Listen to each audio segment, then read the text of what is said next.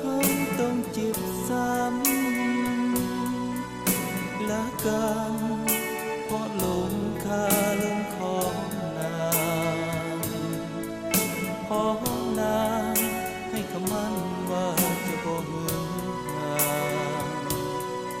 กับจืดจางเลือนลางพักที่เค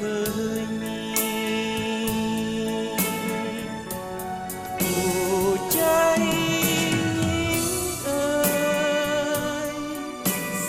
บ่เคยมีหักจริงหวังเพียงแอบอิง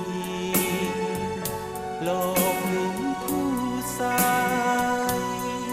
โอ้หูใจยิ่งนั้นทำด้วยสิ่งใด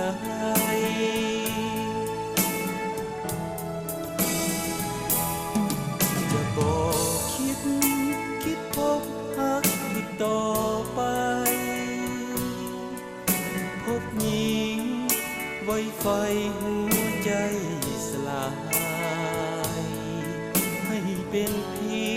ยงอดีตที่ผ่านไป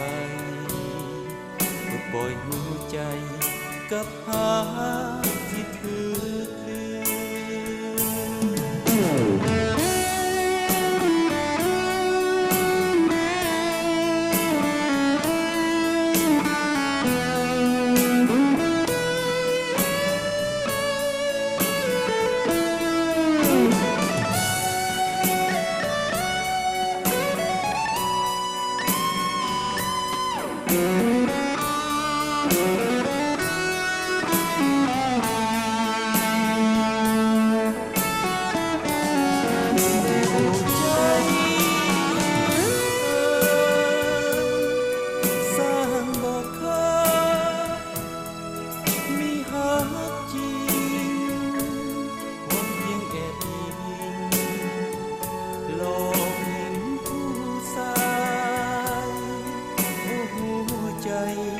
ยิ่งนั้นทำด้วยสิ่งใด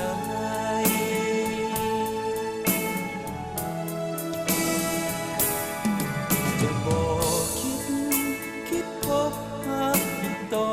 ไปพบหญิงไว้ไฟหัวใจสลายให้เป็นเพียง